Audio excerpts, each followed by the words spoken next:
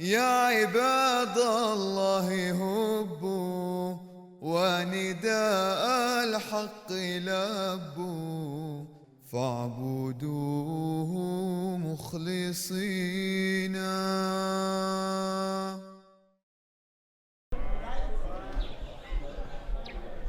Assalamu alaikum wa rahmatullahi wa barakatuhu. May the peace and blessings of Allah be upon you.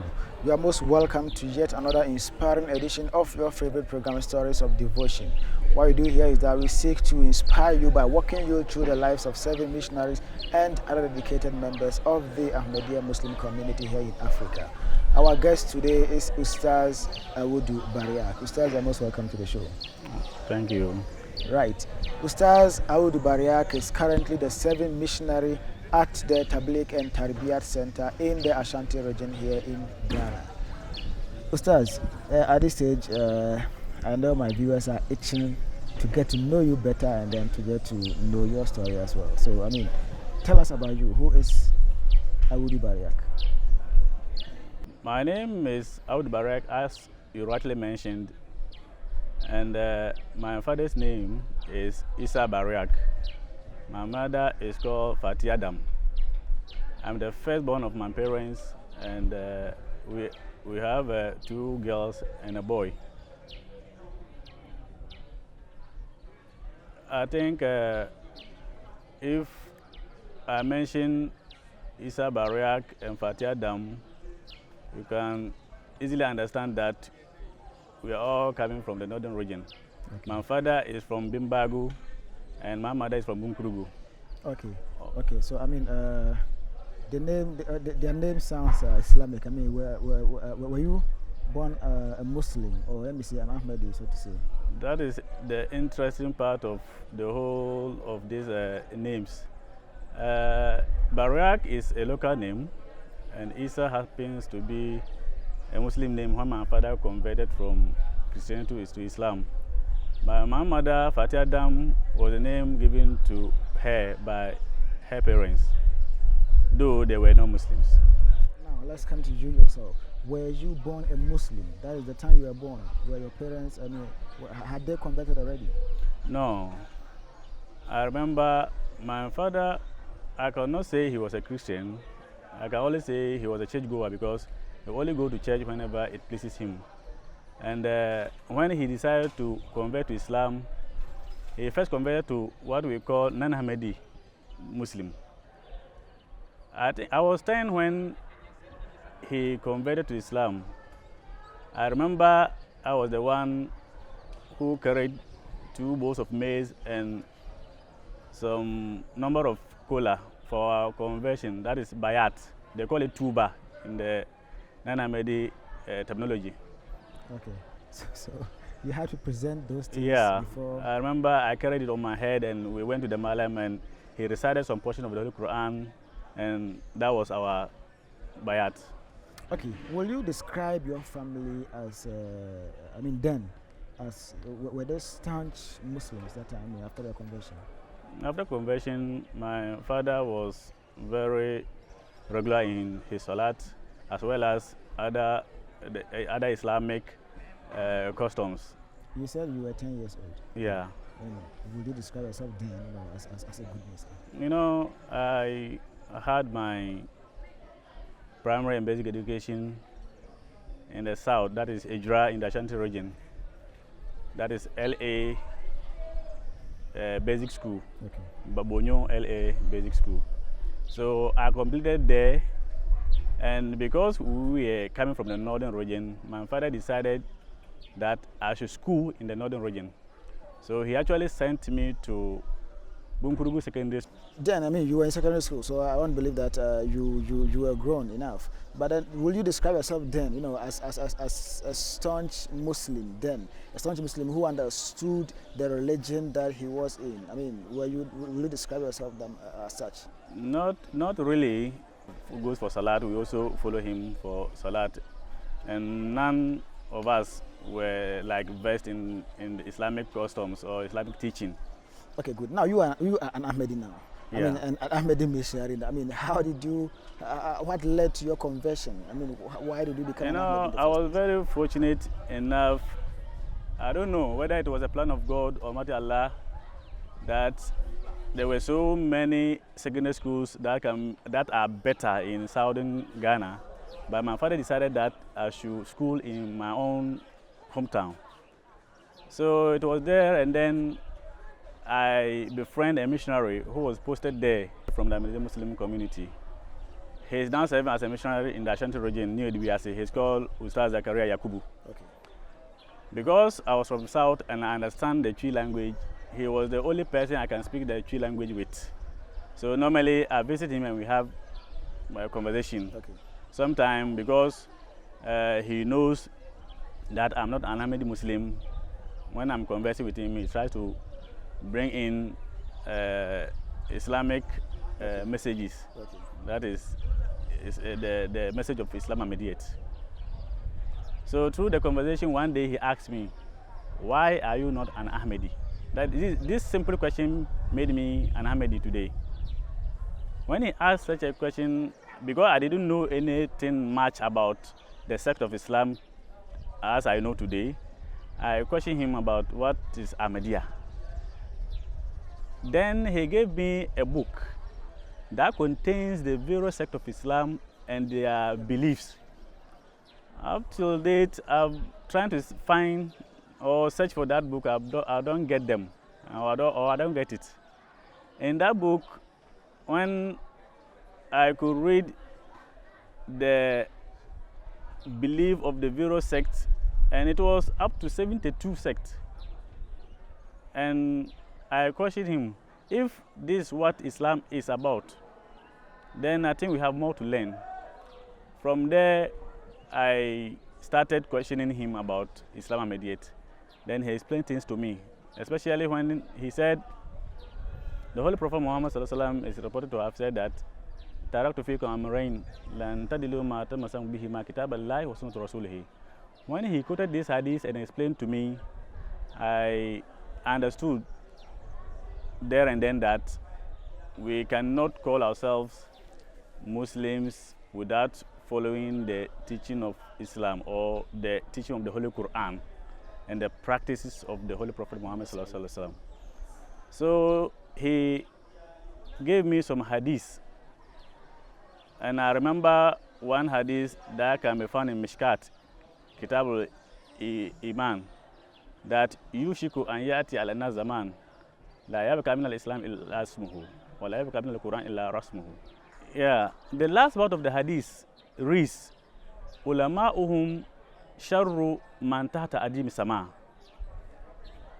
which translates as the ulama of the Muslims at the time, their scholars, will be the worst creatures on earth. And it is practical in the sense that today when you go to the Zongo communities or those who are Muslim and are not Ahmadis, you can really see that the teaching they are giving us, because I'm from there, the teaching they are giving us really goes contrary to the real teaching of Islam. One of them has got to do with the Quran mentioned that we should not go near adultery. We should not go near adultery, but in my side of the country, the youth are not considered, they don't consider sin as a sin. They don't consider this particular injunction of the Holy Quran. They commit the adultery as if it is nothing. Therefore, what I'm saying is that now this particular missionary explained the teachings of Islam Ahmadiyya to you, and then after he told you this hadith that the Holy Prophet Muhammad ever said that the time will come that the scholars of Islam, that those Muslim sects who will not be guided, their scholars will be the worst Christians. That is, they'll be teaching the people things that are not actually part of their religion. And then you realize that indeed the teachings that you know from the non-Ahmadi sect where you belong, fitted this particular description that the Holy Prophet has talked about, because their teachings was actually outside the pale of Islam. And then you realize that the teachings of Islam, that was, it went exactly as stated in the Holy Quran and the teachings of the Holy Prophet Muhammad sallallahu alaihi wasallam. That's what you are saying. Exactly. Okay, so that convinced you to become an Ahmadi. Yes. Fine. Now, when you took that decision to become an Ahmadi, I mean, how did your parents? Your father was still an Ahmadi. Your mother was still an Ahmadi. I want to believe so, right? No, actually, you know, the unfortunate part of my life is that when my father sent me to the secondary school at Bunkrugu, I was admitted in 27th of February, and he came and died on the March 4th. That is 1997.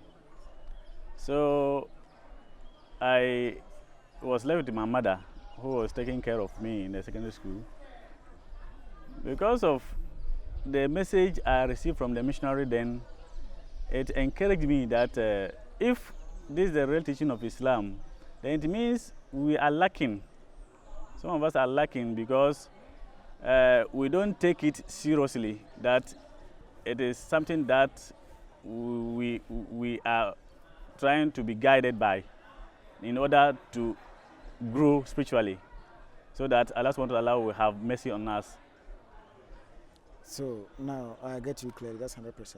But when you converted to become an Ahmadi, what was the reaction of your mother at that particular time? Because she was still a non-Ahmadi. Yeah. And you know, his only son has now converted and converted to become an Ahmadi, which she knew nothing about. So Yeah. I mean, what was her reaction the first time you informed her? You know, her reaction was not all that bad, because I tried to also explain how I also understood the whole message from the missionary. So my mother was not worried, and she was informed after I've left the secondary school and came back to Ijra. Okay.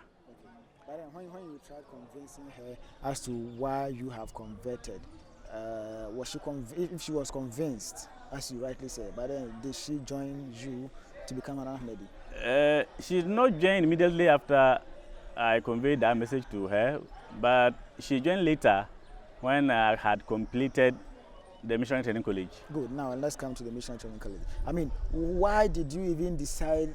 I mean, why did you make that decision to become a missionary at all? And then what actually prompted that decision?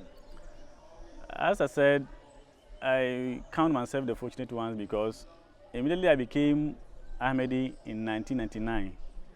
I was supposed to complete the SHS in the year 99, but unfortunately I couldn't complete. I was up to third year, but I was not able to complete Third SHS. year, I mean the final year. The final year. And when I came, the missionary then, who converted me, told me I could join the 6-month body course. That is Tabligh and Tarbiyat course. Okay. That is training or moral training and teaching center, okay, or preaching and moral training center in Bodi in Kumasi.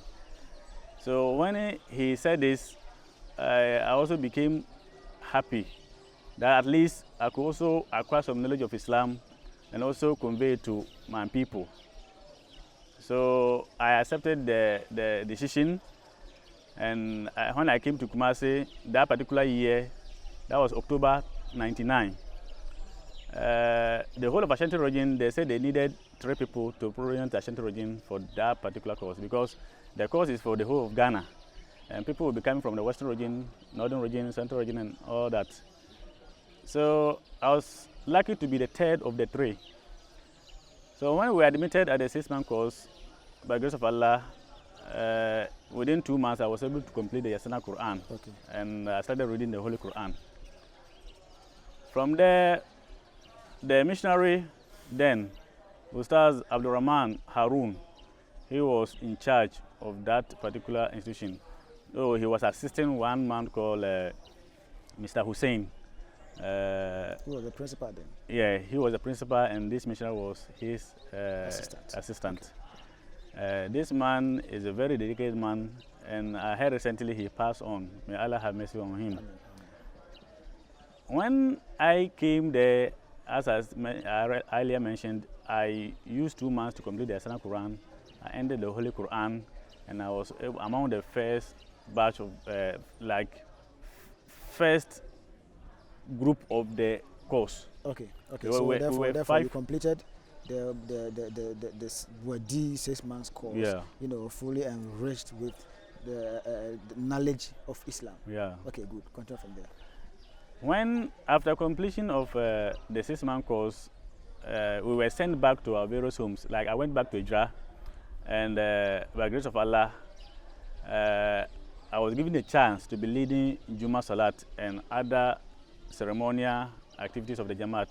Because we had Jamaat at Ijra, but we didn't have Jamaat at where I was coming from, Dromankuma. So every Friday I'll have to travel for 8 kilometers. Sometimes I walk to come and lead them in Juma. Okay, Ustaz, you see, but you now you are an Ahmadi, you are an Ahmadi missionary for that matter. What I want to know is, why did you decide to become a missionary in the first place?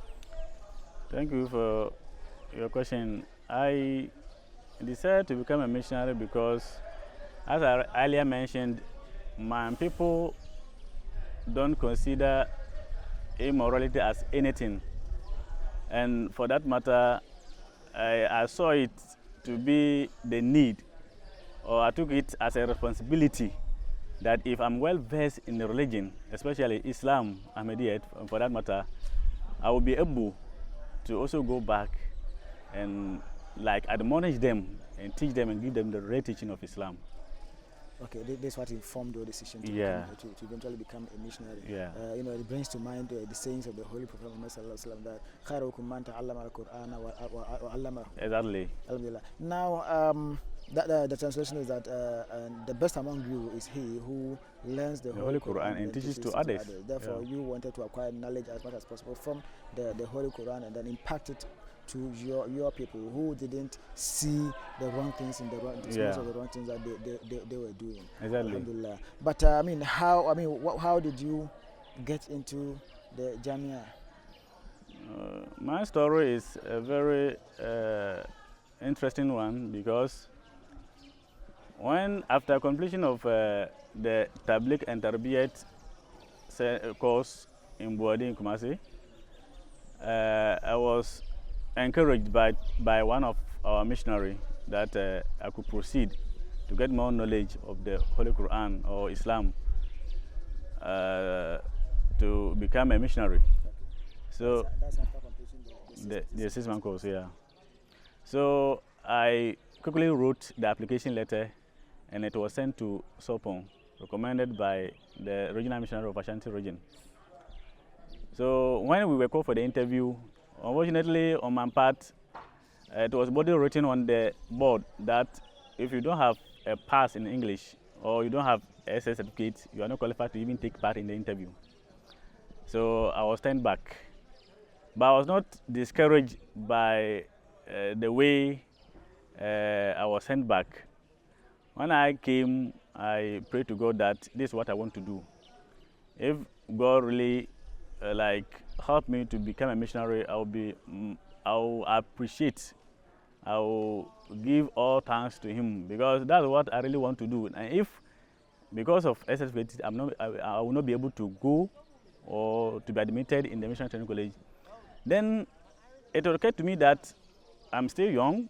Why don't I go back to the SS so that I'll get a certificate to be able to get myself admitted?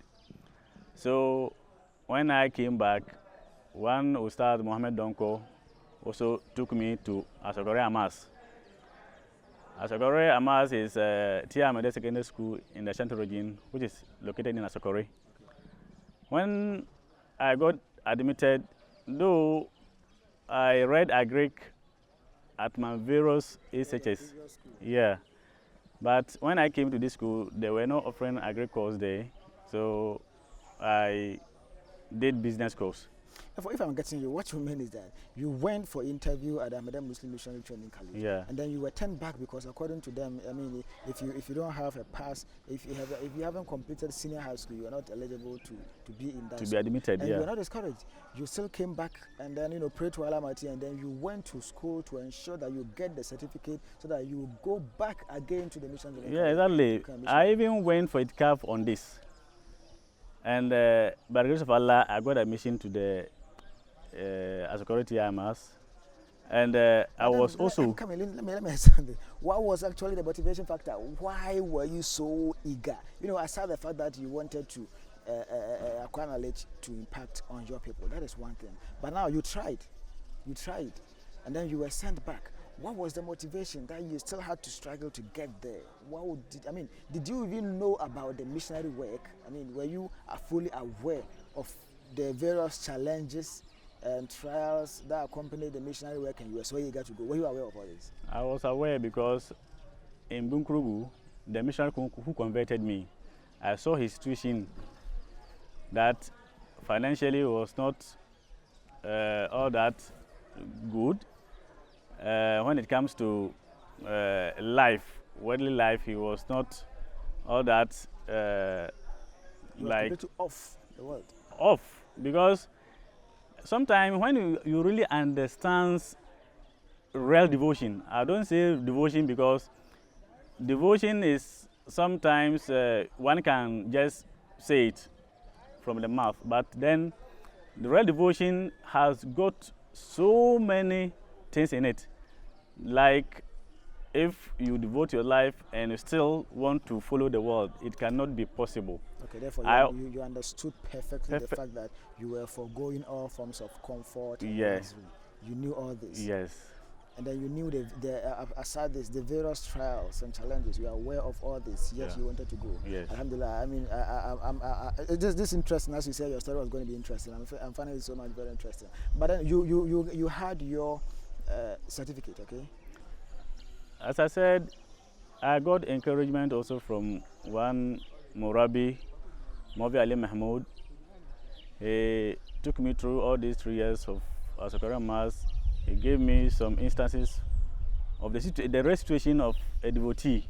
I learned all these things from him. So when I came back after failing my first attempt at the Mission Training College, I was being teased by people, but that did not discourage me at all.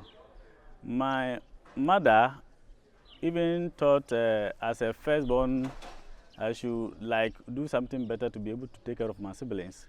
But I said there's nothing more rewarding than taking the work of God. So she understood me, and after completion, even the SHS, I got a business, a very lucrative one, of course, because some people don't see it as a lucrative, but I see so. I was a news vendor. When I was selling these papers. Newspaper vendor, right? Yes, I was a newspaper vendor. When I was selling these papers, you know, we get our salary on commission, and the number of papers you are able to sell is whatever you get.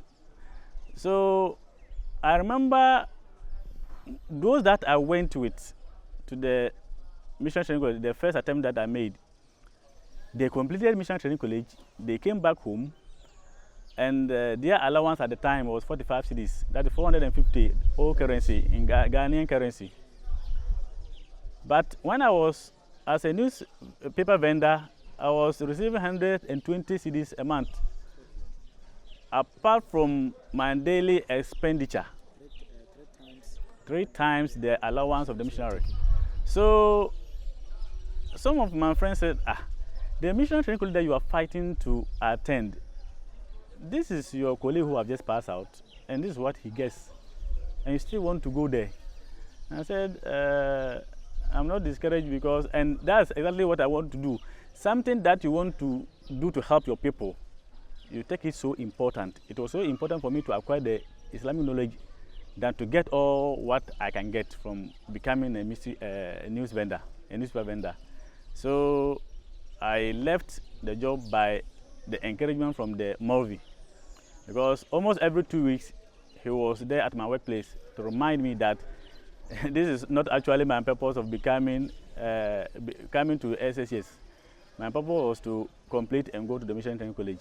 Now, Star, you have rightly said that your friends were teasing you, going into Jamia, the Ahmadi Muslim Training College, and then your friends said that your mother, at a point, wished that you take a kind of lucrative job, so that as a firstborn, you will earn enough so that you are able to take care of her. Now, clearly, you have gotten a job which looks lucrative, because the salary that you were getting was much more better than the salaries of the missionaries that you were supposed to be with. So now, so these were the fears. Your mother feared that you were going to lose money, fame, whatever. But becoming an Ahmadi, you defied all this and still became a missionary. Now, becoming a missionary, how has Allah Almighty, solved some of those fears that people had? Thank you. I say Alhamdulillah, Alhamdulillah, Alhamdulillah, because God Almighty Allah has promised the believers that Ud'uni astajib lakum. And I really believe in this prayer so much so that sometimes I sit down and think I'm the only person God listens to, because all that along, I'm not saying that I don't have challenges in my life. I have challenges, but when the challenge comes and you put it before God, He is the solver of all challenges. So I don't call it challenge anymore. I call it moral booster, because when it comes your way and you are prayerful, you put it before God, then He answered your prayer and it becomes easy. He opens a way for you and things become easy for you. Because some of the challenges, if I mean to mention them, you'll be marvelous, because I was posted to the Tabligh Center immediately after completion. When I completed Mission Training College in 2009, in February 2010, I was posted to Tabligh Center. And I happened to be the first missionary among those I completed with to get married. And at that time, I remember I married 2 weeks later, we were asked to go out for dawah. And you can see a newly married person and you are called by the mission to leave your wife and go to the northern region, some remote areas, as to say, to spread the message of Islam. So I left my wife, I went there, and that was my first challenge that I've never stand and preach in public. But by the grace of Allah, whatever we learned about the appearance of Imam Mahdi, especially Ahmadis, we don't have a message apart from the message of Imam Mahdi. So when I started preaching in the north, I faced so many challenges. I remember when we went to northern region for dawah, an Ahmadi who has even gone for the 6 months Tabligh and Tarbiyat program was in the village, and his duty there was to impart the knowledge he has acquired from the center to the people. But he was afraid and could not do it because the mu'alims or the malams there talked so many bad things about Ahmadiyyat. Yeah, they had heard a lot of. They have heard a lot of wrong. They give wrong impression about Ahmadiyyat to the people. So it was difficult for him. Even when we went there for the dawah, he was afraid to come out as an Ahmadi.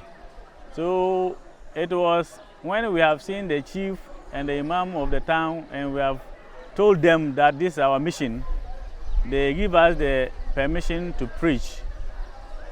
So during this preaching, the interpreter, our interpreter, was convinced and told all the people that he's been convinced by the message of Ahmadiyyat. If the Imam Mahdi hasn't come this time, then he doesn't think he will come at any time again. So he's convinced by the message of Ahmadiyyat. So he told the people that he has accepted. If they want, they should write their names. That would be better for them. There and then, the Ahmadi came out to sit by us. That he is an Ahmadi. We came here, the people were pointing hands at you that you are an Ahmadi, but you never showed up. No, his thinking was that he actually told us that his thinking was that if he was to show up, the people will like give him troubles. That's why he couldn't show up. But when he saw that the people have accepted our message, the message has gone down with them. Now he's okay to. Yes. Therefore, one of the main challenges, according to you, is that when you go for this tablet, the bigger problem is how to remove the various misconceptions people have about their religion from their head. That's one of the main challenges that you face. But let me also come here. You said something that your mother feared that this missionary work that you're going to do, you're not going to have money. She thought that you may be poor, at the long run. Now let me ask you this: you left that lucrative job and then became an Ahmadi. Let me tell you, are you poor? Are you a poor person? Am I? Are you a poor person? I want to know that. I'm juxtaposing the statement of your mother, thinking that when you should go for a lucrative job, fearing that when you become a missionary, you may not be a rich person to be able to take care of her. Now that you defied whatever she said and became a missionary, are you poor? I'm not poor. I'm not poor in the sense that what is the meaning of riches?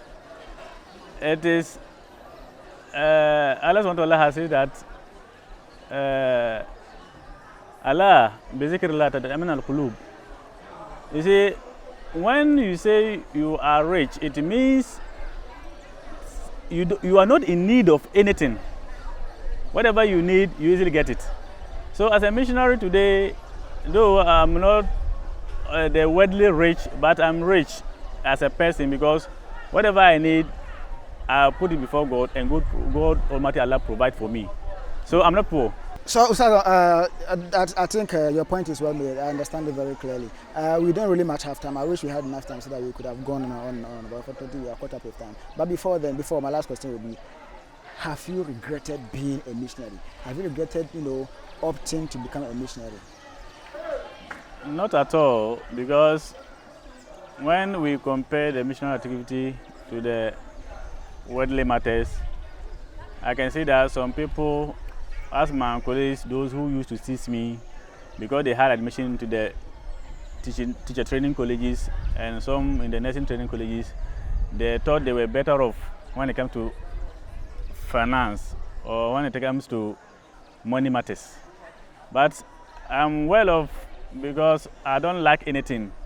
And when if it's about riches, if this is what they thought they could get, and so that's why they opted for the secular education. Now you've been a missionary, all this have been taken care of by Allah Almighty through the mission, so you don't lack anything. You don't lack them. Good. And I'm happy being a missionary because when it comes to honor, my Jamaat members, those I'm a missionary on, give me respect, and whenever I'm in their midst, they give me a lot of respect. Ustaz, even when they have their personal problems, they see me as their missionary, they bring them, and by the grace of Allah, I pray for them and also try to advise them and guide them. And as a missionary, you are a role model.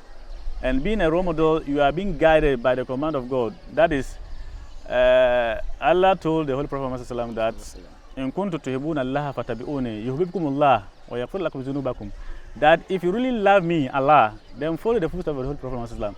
And he is the one who led exemplary life on this earth. And if you really want to live exemplary life for others to follow, then we should follow the footsteps of the Holy Prophet Muhammad. And I don't regret at all becoming a missionary. Alhamdulillah, jazakumullah for your time, Ustaz. Thank you so very much. Thank you. Well, viewers, this brings us to the end of our program today, Stories of Devotion. We've just been speaking with Ustaz Awudu Baryak, who is currently the serving missionary at the Tabligh and Tarbiyat Center here in the Ashanti region of Ghana. I have been inspired, and I want to believe that you have been inspired as well. Until we meet again next time, Assalamu alaikum wa rahmatullahi wa barakatuh.